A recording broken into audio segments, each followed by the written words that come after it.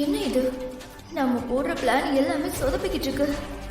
ஒண்ணு கூட work out ஆக மாட்டேங்குதே. அம்மாவுக்கு போனை போடுவோம்.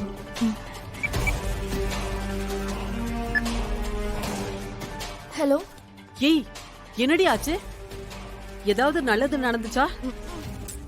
அப்படியே நடந்துட்டாலும் ஏய், என்னாச்சு? என்ன பண்ணாலும் ஒண்ணு நடக்க மாட்டேங்குதுமா. எனக்கு அப்படியே வெறுப்பா இருக்குமா. என்னடி சொல்ற? என்னத்த சொல்றது? மாமா அவகிட்ட ரொம்ப நெருக்கமாயிட்டாருமா. ஏதாவது நடக்கட்டும்னு கரண்ட போடுங்கனா அந்த இருட்டுல கூட அவளை தேடி போய் தாங்கி பிடிக்கிறாரு. சீ, 2 பேருக்கும் ஜோடி பொருத்தம் ரொம்ப நல்லா இருக்குன்னு சொல்றாங்கம்மா. இங்க ஒரே கொண்டாட்டமா இருக்குமா. இதுக்கு நடுவுல அந்த தேவிக்கு வேற வந்து அவ பையனை காணும்னு பிரச்சனை பண்ணிட்டு இருந்தப்போ இந்த வீட்ல இருக்கிறவங்கள விட மாமாதான் கோவப்பட்டு இப்படி வந்து கத்துனா உன்னை கேட்க ஆள் இல்லன்னு நினைச்சியான்னு சொல்லி சண்டைக்கு போறாருமா. இதெல்லாம் பாக்குறப்போ எனக்கு அப்படி பயமா இருக்குமா.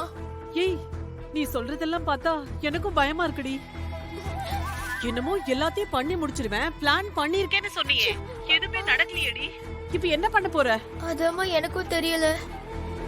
இவ்ளோ நேரம் நீ அங்க என்னடி பண்ண? மாப்பிளைய கையோட கூட்டிட்டு வர வேண்டியதானே?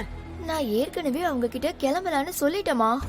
ஆனா இந்துவோட அப்பா இல்ல, மறு வீட்டுக்கு வந்தா தங்கிட்டு தான் போகணும் அப்படின்னு நீயும் இங்கேயே தங்குமான்னு சொல்றாரு.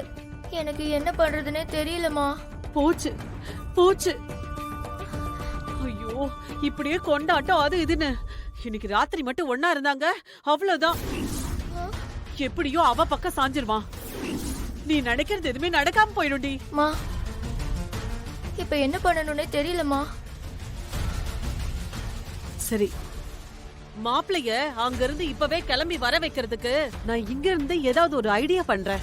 நீ அதே மாதிரி அவன் வாயாலேயே உண்மை எல்லாத்தையும் சொல்ல வைக்கிற. இதுக்கெல்லாம் சோர்ந்து போய் நிக்க கூடாது என்ன? சரிம்மா, சரி. நீ அங்க ஏதாவது ரெடி பண்ணிட்டு எனக்கு ஃபோன் பண்ணு. நான் போனை வைக்கிறேன். சரி சரி, வை வை.